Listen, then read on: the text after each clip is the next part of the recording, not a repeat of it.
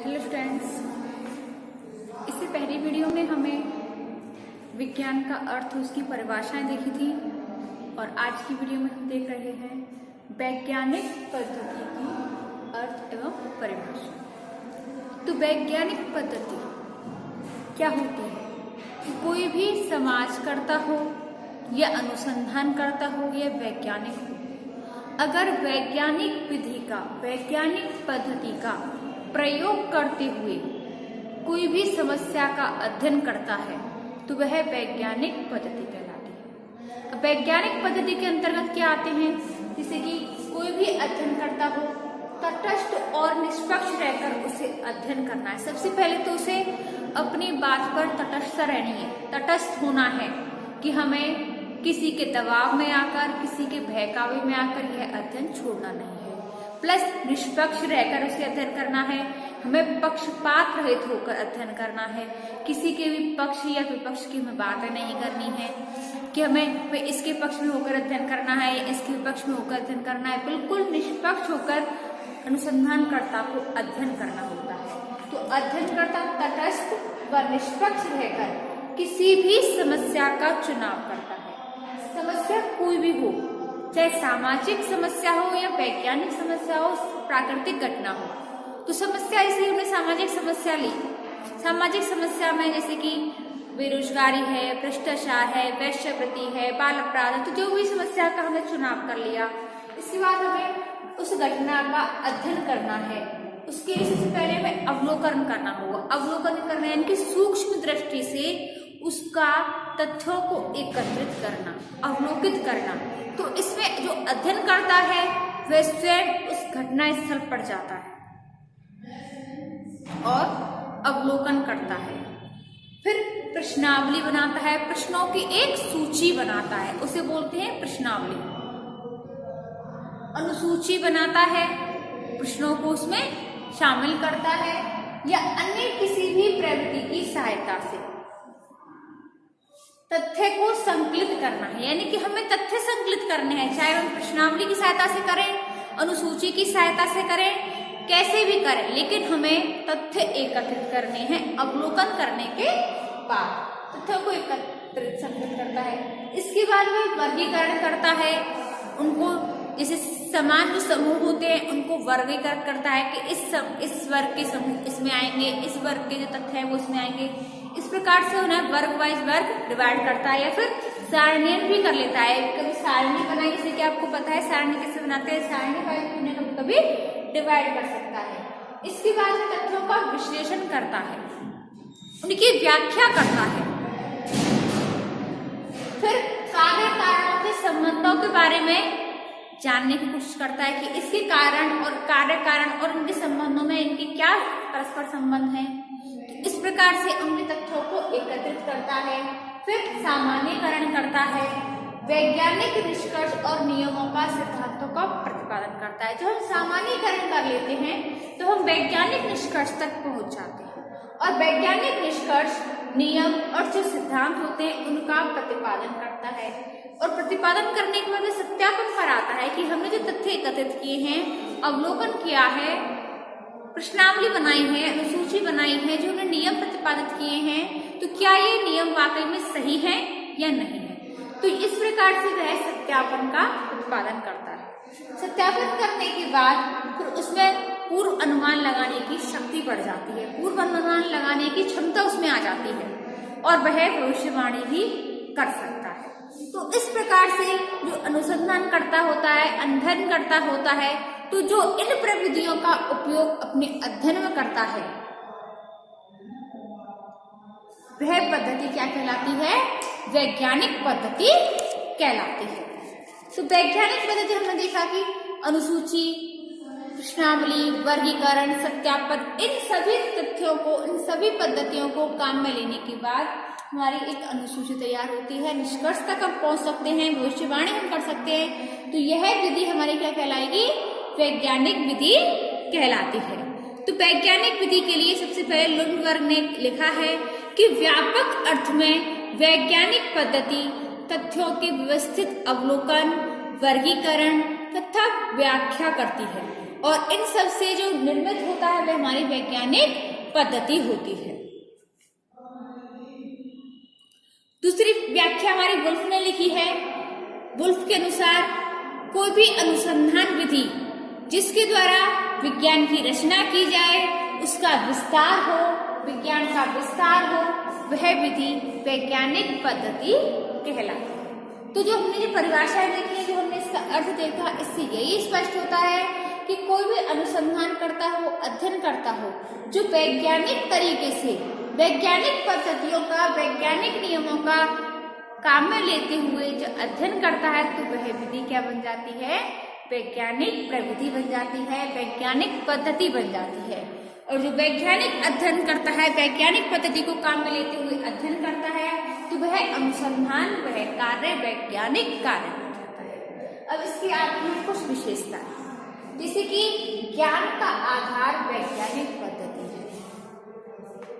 ज्ञान का आधार वैज्ञानिक पद्धति की जो भी हम अनुसंधान करते हैं, जिस भी समस्या का हमने चुनाव किया है, उस पर हम जो भी कार्य करते हैं, तो हम जो इन नियमों का प्रतिपादन करते हैं, जैसे कि हमने अब जो भी अध्ययन करता है वह स्वयं घटना स्थल पर जाएगा, अवलोकन करेगा, तथ्यों को संकलित करेगा, प्रश्नावली बनाएगा, एकत्रित करेगा, तथ्यों का वर्गीकरण करेगा, फिर सत्यापन करेगा, भविष्यवाणी करेगा।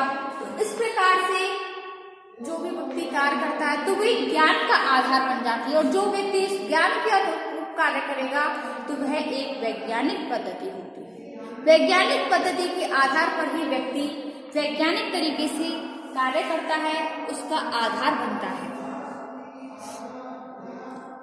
तो इस प्रकार से जो व्यक्ति इन सभी पद्धतियों में से किसी एक पद्धति पर काम करता है, किसी एक पद्धति को अपने नियमों में लागू करके उस पद्धति के अनुसार व्यक्ति अध्ययन करता है, तो वह पद्धति वैज्ञानिक पद्धति बन जाती है। इसके बाद आता है तथ्य अवलोकन द्वारा तथ्यों को एकत्रित किया जाता है। तो जो स्वयं अध्ययन करता होता है, तो वह स्वयं उस घटना स्थल पर जाकर अवलोकन करता है, तथ्यों का एकत्रित करता है। जैसे कि हमने मान के चलो कोई भी बाल अपराध लिया, ये वैश्यवृत्ति ली, कि हमें वैश्यवृत्ति पर अवलोकन करना है, इसका अध्ययन करना है। तो जो अध्ययन करता होता है स्वयं उस क्षेत्र में जाता है,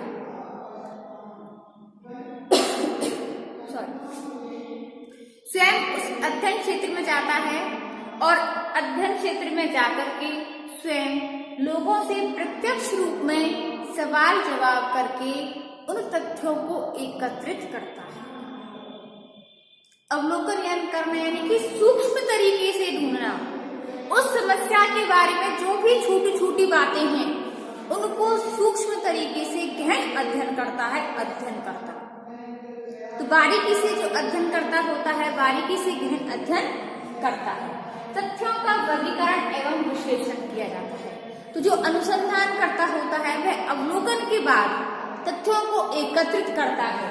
तथ्यों को एकत्रित करने के बाद उन्हें वर्गीकृत करता है, यानी कि जो समान वर्ग के जो तथ्य होते हैं उनको वर्गों वाइज डिवाइड किया जाता है। फिर उनकी विश्लेषण करता है, उनकी व्याख्या की जाती है कि ये जो तथ्य हैं ये इस काम में आते हैं, ये तथ्य इस नियम में प्रतिपादित होते हैं। तो इस प्रकार से तथ्यों का वर्गीकरण किया जाता है और उनका विश्लेषण भी किया जाता है। जो क्या है का उल्लेख किया जाता है, जिस अध्ययन करता है वह क्या है का उल्लेख करता है, ना कि क्या होना चाहिए या क्यों है, अच्छा है या बुरा है। तो इस बात का वह उल्लेख बिल्कुल भी नहीं करता है। जैसे कि आप लोग संयुक्त परिवार का लिया, हमने जाति प्रथा पर हमने अध्ययन किया, तो वह केवल क्या है पर ही अध्ययन करेगा, ना कि यह बताएगा कि जाति प्रथा या संयुक्त परिवार की जो प्रथा है वह अच्छी है या बुरी है कि क्यों है। तो वह इस बात का बिल्कुल भी उल्लेख नहीं करता है, यह केवल क्या है का ही उल्लेख करता है। तो इसकी जो मुख्य विशेषता है वह क्या है। वैज्ञानिक पद्धति की विशेषता होती है क्या है। अगली आते हैं कार्य कारण संबंधों की विवेचना की जाती है। जो वैज्ञानिक पद्धति के अंतर्गत जो कार्य कारणों के बीच में जो संबंध होते हैं कार्य कारणों के बीच में जो संबंध होते हैं इनकी विवेचना की जाती है, इनके बीच में इनका अध्ययन अंतर स्पष्ट किए जाते हैं। कार्य कारणों के संबंधों के बारे में जाना जाता है। विज्ञान किसी घटना के पीछे जो कारण छुपे होते हैं उनको खोज निकालने की कोशिश करता है, उनके पीछे क्या संबंध रहे होंगे इनको खोज निकालने की कोशिश करता है। तो इस प्रकार की जो विवेचना होती है वो वैज्ञानिक पद्धति के अंतर्गत होती है, और जो वैज्ञानिक पद्धति है कार्य कारणों की खोज निकालने का भी कोशिश करती है। अगली आती है सिद्धांतों की स्थापना की जाती है। जो हमारी वैज्ञानिक पद्धति होती है ये सिद्धांतों की भी स्थापना करती है। वैज्ञानिक पद्धति की सहायता से कार्य कारण संबंधों की विवेचना करता है, तथ्यों और घटनाओं के परस्पर संबंधों को बताता है, इनका वर्गीकरण करता है, विश्लेषीकरण करता है, इनके निष्कर्ष निकालता है और तब जाकर वह सिद्धांतों को प्रतिपादित करता है। अगली आती है सिद्धांतों की पुनर्परीक्षा संभव है। तो जो वैज्ञानिक पद्धति होती है इसके द्वारा जो सिद्धांत प्रतिपादित किए जाते हैं तो उनको हम पुनर्परीक्षा के द्वारा ये अध्ययन कर सकते हैं कि हमने जो सिद्धांत प्रतिपादित किया है तो क्या यह सिद्धांत वाकई में सत्य है या असत्य है। तो इसकी परीक्षा करने के लिए हम इसकी पुनर्परीक्षा भी कर सकते हैं और यह वैज्ञानिक पद्धति के द्वारा संभव है। अगली आती है सिद्धांत सार्वभौमिक है। जो वैज्ञानिक पद्धति होती है जो सिद्धांत प्रतिपादित करती है तो ये सार्वभौमिक यानी कि सार्वभौमिक सत्य होती है। इसी की विज्ञान के सार्वभौमिक सत्य हैं कि पानी गीला कर देता है, कि पानी में हम अगर फिंगर डिप करते हैं या कोई भी वस्तु डिप करते हैं तो वह गीली होगी ही होगी, ये सार्वभौमिक सत्य है। उसी प्रकार अग्नि जला देती है तो ये विज्ञान का सत्य है। तो ऐसे ही हमारे समाज के भी सामाजिक होते हैं वो सत्य होते हैं कि जो पारिवारिक विघटन होता है, परिवार का जो विघटन होता है वो सामाजिक विघटन पर डिपेंड करता है।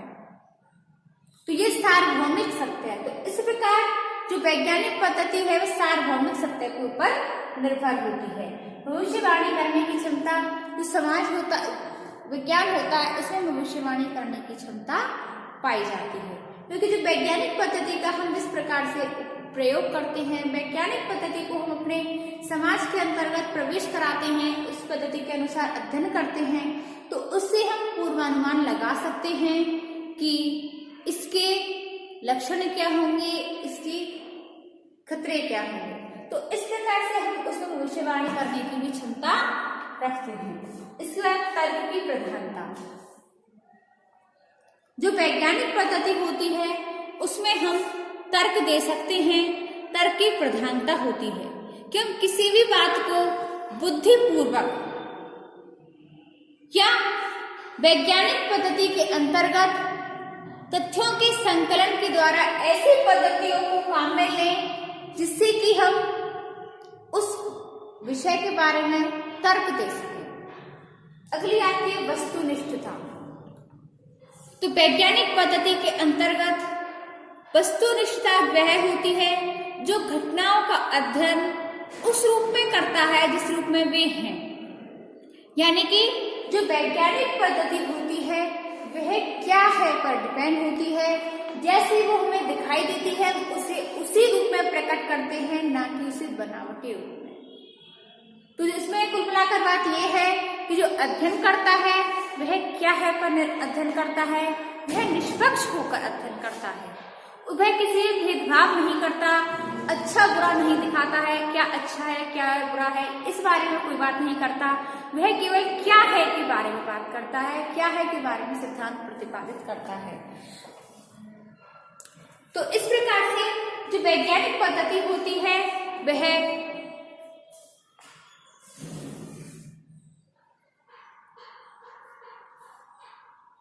किसी न किसी रूप में कार्य करने के प्रति वैज्ञानिक पद्धति को अपने कार्य में लागू करती है।